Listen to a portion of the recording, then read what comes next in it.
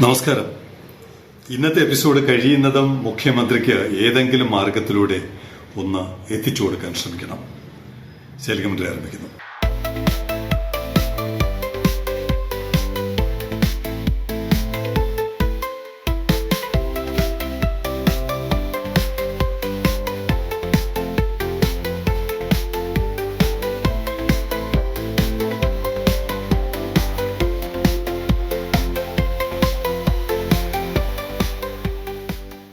ഞാൻ പറയാറില്ലേ, ഒരു 300 കണ്ടെയ്നർ മാസം ഇറക്കുന്ന ഒരു ഇറക്കുമതിക്കാരൻ, ഒരു വ്യവസായി, തമിഴ്നാട്ടിലെ വ്യവസായിയാണ്. അദ്ദേഹം ഇവിടെ വന്ന് തുറമുഖത്തിന് തൊട്ടടുത്ത് കുറെ സ്ഥലമൊക്കെ സംഘടിപ്പിച്ച് വെയർഹൌസ് ഒക്കെ പണിതിങ്ങനെ കാത്തിരിക്കുകയാണ്.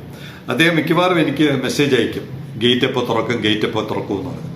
സാർ, ഞാൻ പറഞ്ഞു, ഞാൻ പൊറുതിമുട്ടി, എന്നെ കൊണ്ട് പറയുന്ന മറുപടികളൊന്നും നടക്കുന്നില്ല, പറഞ്ഞ ഡേറ്റുകളെല്ലാം നീണ്ടു പോകുന്ന അവസാനം ഞാൻ പറഞ്ഞു, സാർ ഒരു കാര്യം ചെയ്യുക, ദയവേത് സാറ് മുഖ്യമന്ത്രിക്ക് ഒരു മെയിൽ അയക്കുക, അല്ലാതെ എന്നെ കൊണ്ട് ഇതൊന്നും ചെയ്യാൻ പറ്റുന്നില്ല. അങ്ങനെ മെയിൽ അയക്കാൻ പറഞ്ഞ് അദ്ദേഹം ഒരു മെയിൽ അയച്ചു.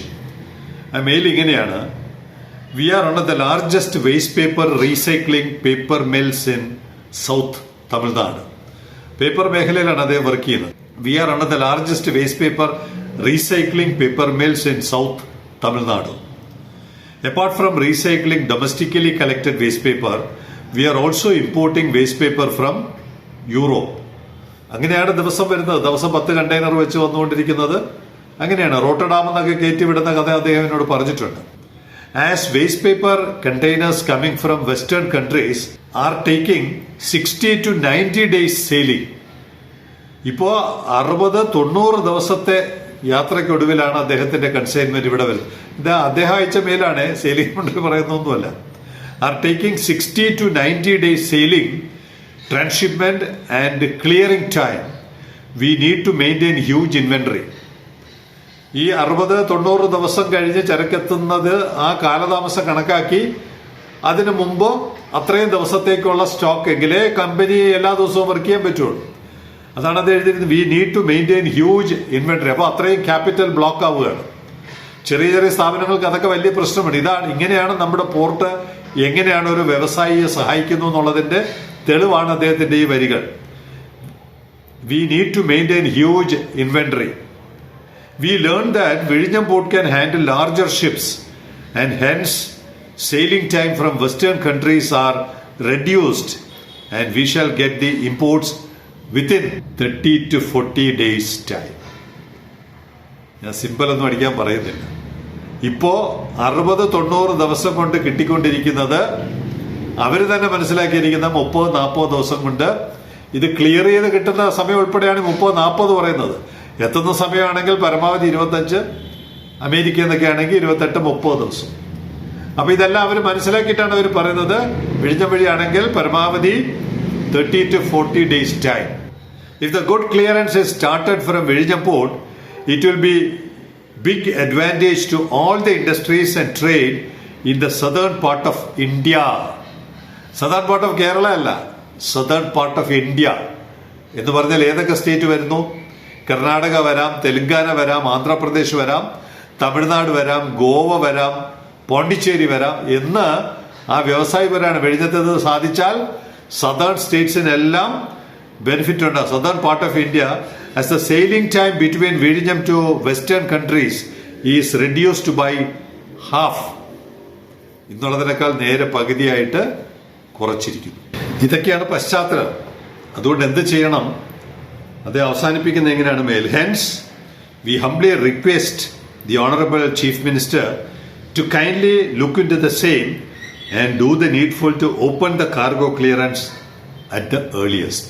നമുക്കിതൊന്നും ബാധകമല്ല. നമ്മളിങ്ങനെ കപ്പൽ വരുന്നു പോകുന്നു, നേട്ടങ്ങൾ വിസിലിടയ്ക്കിടയ്ക്ക് നേട്ടങ്ങളുടെ പട്ടിക ഇറക്കി വിടാറുണ്ട്. അതുപോലെയല്ല യഥാർത്ഥത്തിൽ ഇതിന്റെ പ്രയോജനം കിട്ടണമെങ്കിൽ ഗേറ്റ് തുറക്കണമെന്ന് വ്യവസായ ലോകം ആവശ്യപ്പെടുന്നു. കേരളത്തിലെ അല്ല, തെക്കേ ഇന്ത്യയിൽ.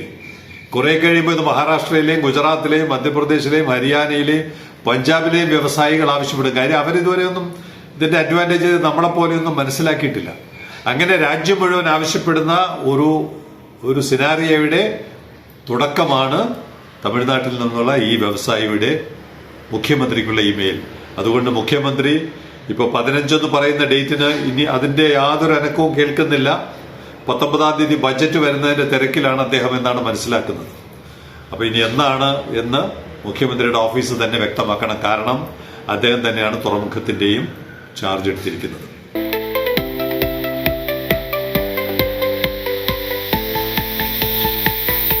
ഇനി ഈ 60 ദിവസം, 30 ദിവസം, 90 ദിവസം എന്നൊക്കെ പറയുന്നിടത്ത് 2 ഉദാഹരണങ്ങൾ കൂടി വളരെ പെട്ടെന്ന് തരാം. ട്രിവാൻഡ്രം ട്രാക്കത്തോണിലെ ഡോക്ടർ കോശി ഫ്രം ആലപ്പി, അദ്ദേഹം ഒരു കണ്ടെയ്നർ അയച്ചത് ട്രാക്ക് ചെയ്ത് നോക്കുമ്പോൾ വരുന്നത് തെമ, ഘാന. അറിയാമല്ലോ, നമ്മുടെ പടിഞ്ഞാറൻ ആഫ്രിക്കയിലെ ഘാനയിലെ തെമ പോർട്ട് നമുക്ക് വളരെ പരിചയമാണ്. മിക്കവാറും എല്ലാ ആഴ്ചയിലും ഉണ്ട്. തെമ, ഘാന, കൊളംബോ, കൊച്ചി. 57 ദിവസം. ആലപ്പുഴയിൽ വെച്ച് അദ്ദേഹം ഷൂട്ട് ചെയ്ത് അയച്ചെന്ന കണ്ടെയ്നറാണ്. 57 ദിവസമാണ്. ഇവിടെ കഴിഞ്ഞ ദിവസം ഇവിടെ നിന്ന് പോയല്ലോ ഗുൽസൻ, MSC ഗുൽസൻ, നമ്മുടെ പ്രിയപ്പെട്ട ഗുൽസൻ അവിടെ തെമയിലോട്ട് തന്നെ പോയി. 17 ദിവസം. ഇപ്പോ പ്രസന്റേഷൻ എടുക്കുമ്പോൾ ബർത്തിൽ ഒരു കപ്പലുണ്ട്, MSC അറീന, അയറിന അല്ല അറീന, ബർത്തിലുണ്ട്. 13/6 നാളെ പുറപ്പെടും. നാളെ ഇവിടെ നിന്ന് പുറപ്പെടും. എങ്ങോട്ട് പോകുന്നു? എഗെയിൻ തെമ. 17 ദിവസം. ഈ 17 ദിവസം കൊണ്ട് പോകുന്ന ദൂരത്തിലാണ് 57 ദിവസം എടുത്ത് ഈ കപ്പൽ ഇപ്പോഴും വളഞ്ഞു ചുറ്റി വന്നുകൊണ്ടിരിക്കുന്നതിന്റെ കഥ പറയാൻ ഡോക്ടർ കോശിയുടെ ഈ ട്രാക്കത്തോൺ നമ്മളെ സഹായിക്കുന്നു. ഇപ്പൊ 2 കപ്പലാണ്. ഈ ഗുൽസൻ പോയി, തൊട്ടടുത്ത് തന്നെ MSC അറീനയും പോകുന്നുണ്ട്. അപ്പൊ മനസ്സിലാവുന്നുണ്ടല്ലോ TRVയുടെ എഫിഷ്യൻസി. 57 ദിവസത്തിന്റെ സ്ഥാനത്ത് വെറും 17 ദിവസം കൊണ്ട് കണ്ടെയ്നർ എത്തിക്കാൻ കഴിയുമെന്നുള്ളതാണ് നമ്മുടെ പ്രത്യേകത. ഇനി ഫ്യൂച്ചർ ഷിപ്സ്, പുതിയൊരു സീരീസ് നമ്മൾ തുടങ്ങിയല്ലോ.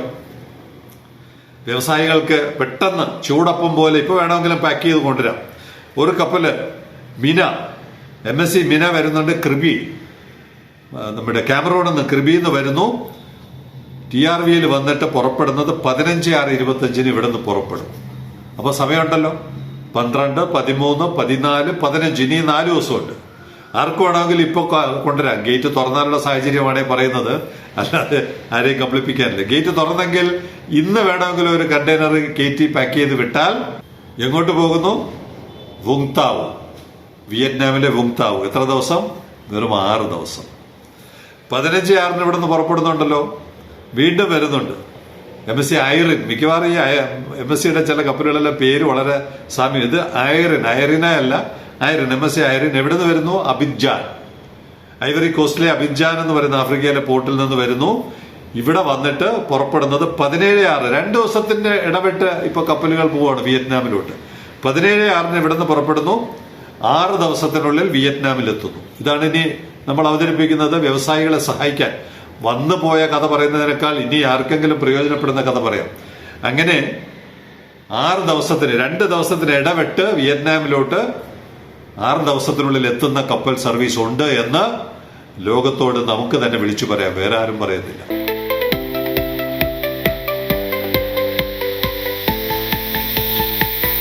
നമ്മുടെ ആളുകൾ എത്ര ലളിത സാഹിത്യകാരന്മാരാണെന്ന് നോക്കണം. ഒരു ലളിതഗാനം പാടുന്ന പോലെയാണ് ശ്രീ വിശ്വനാഥൻ സുബ്രഹ്മണ്യന്റെ ഒരു കുറിപ്പ്. കപ്പലിന്റെ ഒരു സൈഡിലുള്ള ചരിവ് മാറ്റിയാൽ പോരെ. ഇന്നലത്തെ MSC എൽസാത്രിയുടെ കഥ പറഞ്ഞതിനുള്ള പ്രതികരണമാണ്. കപ്പലിന്റെ ഒരു സൈഡിലുള്ള ചരിവ് മാറ്റിയാൽ പോരെ, അത് ആ തുറമുഖത്ത് വെച്ച് തന്നെ ചെയ്യാമല്ലോ. അതാണ് പലരും റിപ്പോർട്ട് ചെയ്തത്. അല്ലാതെ കപ്പലിന് റിപ്പയറിന്റെ ആവശ്യം എവിടെയും പറഞ്ഞു കേട്ടില്ല. ഞാൻ ഗുളികനായിട്ട് പറയുന്നതല്ല. ഗുളികന്മാരൊക്കെ ഇനി 5 കൊല്ലം വീട്ടിലിരുന്ന് ഗുളിക പരുവം നടത്തിയാൽ മതി. ഈ ഗുളിക നിങ്ങൾ എന്താണ് വിചാരിച്ചിരിക്കുന്നത്? എൽസാത്രി അല്ലെങ്കിൽ അതുപോലുള്ള ഒരു കപ്പല് നമ്മൾ സൈക്കിൾ ഉരുട്ടി സ്റ്റാൻഡ് ഇങ്ങനെ കരയിലോട്ട് കൊണ്ടുവന്ന് റോഡിന്റെ സൈഡിലോട്ട് മാറ്റി വെച്ച് സ്റ്റാൻഡ് ഇട്ട്, ഞാൻ കാലുകൊണ്ട് ചവിട്ടുകയാണ്, സ്റ്റാൻഡ് കയറ്റി വെച്ച് ചെയിന് മാറ്റിയിടുന്നത് പോലെ റിപ്പയർ ചെയ്യാവുന്ന സാധനമാണോ കപ്പൽ? അല്ലെങ്കിൽ എന്തെങ്കിലും ഒരു കംപ്ലൈന്റ് വന്ന ഉടനെ ഒരു കയറ് കെട്ടി വലിച്ച് നമ്മുടെ ആഴാകുളം ആ പ്രദേശത്ത് അല്ലെങ്കിൽ ആഴിമല അങ്ങോട്ട് വലിച്ച് കയറ്റി വെച്ച് റിപ്പയർ ചെയ്യാൻ പറ്റുന്നതാണോ? 42 മണിക്കൂറോളം അവർ ബർത്തിലുണ്ടായിരുന്നത് അവരെ കൊണ്ട് ചെയ്യാൻ പറ്റുന്ന റിപ്പയർ ചെയ്യാനാണ്. കപ്പലിനകത്തുള്ളവരെല്ലാവരും ഹൈലി പ്രൊഫഷണൽസ് ആണ്. ഡോക്ടർമാരുടെ ജോലി വരെ അവർ ചെയ്യും. എന്തെങ്കിലും ഒരു അത്യാഹിതം വന്നാൽ ചികിത്സ പോലും അവരാണ് നടത്തുന്നത്. അങ്ങനെ അവര് മിക്കവാറും എല്ലാ കാര്യങ്ങളും തറവായിട്ടാണ് അവർക്ക് പരിശീലനം നൽകുന്നത്. അപ്പൊ അവർക്ക് ചെയ്യാൻ പറ്റുന്ന പല കാര്യങ്ങളും അവർ ചെയ്തു. ഇവിടെ CHS കൊളംബോ കിടന്നല്ലോ, ഒരു മാസത്തിലധികം കിടന്നു. അവർക്ക് ചെയ്യാൻ പറ്റാത്തതുകൊണ്ടാണ് അവിടെ ഇട്ടിട്ട് അവസാനം കൊളംബോയിലോട്ട് കെട്ടി വലിച്ചു കൊണ്ടുപോയത്. നിങ്ങൾ എന്താണ് പറയുന്നത്? ഇവിടെ വെച്ച് അവർ തന്നെ ഇതെല്ലാം റിപ്പയർ ചെയ്യണമെന്നോ? അവർക്ക് ബല്ലാസ്റ്റ് എന്ന് പറയുന്ന ഒരു പരിപാടി നിങ്ങൾക്കറിയാമോ? ബല്ലാസ്റ്റ് തകരാറില്ല. ബല്ലാസ്റ്റ് കൊണ്ടാണ് ഈ ചരിവ് മാറ്റുന്നത്. അതിനെ ഈക്വൽ സ്റ്റെബിലിറ്റിയിലോട്ട് കൊണ്ടുവരുന്നത് കടൽ വെള്ളം അടിച്ചകത്തോട്ട് കയറ്റുന്നതാണ്. കടൽ വെള്ളം അടിച്ചകത്തോട്ട് കയറ്റേണ്ട പമ്പ് മോട്ടർ കേടായാൽ അവർക്ക് നന്നാക്കാൻ പറ്റുന്നതിന് അപ്പുറമുള്ള കേടാണെങ്കിൽ എന്ത് ചെയ്യും? സൈക്കിൾ സ്റ്റാൻഡിട്ട് വെച്ചിരിക്കുന്നത് പോലെ കപ്പലിനെ സ്റ്റാൻഡിട്ട് നിർത്തിയിട്ട് ചെയിൻ മാറ്റി ചെയ്യാവുന്നതാണ്. മലയാളികൾക്ക് നാണക്കേടുണ്ടാക്കുന്ന കത്തുകൾ ദയവ് ചെയ്ത് എഴുതരുത് എന്നുള്ളൊരു അഭ്യർത്ഥന ശ്രീ വിശ്വനാഥൻ സുബ്രഹ്മണ്യനോടുണ്ട്. എല്ലാ സ്നേഹത്തോടെയും സൗഹാർദ്ദത്തോടെയുമാണ് സംസാരിക്കുന്നത്.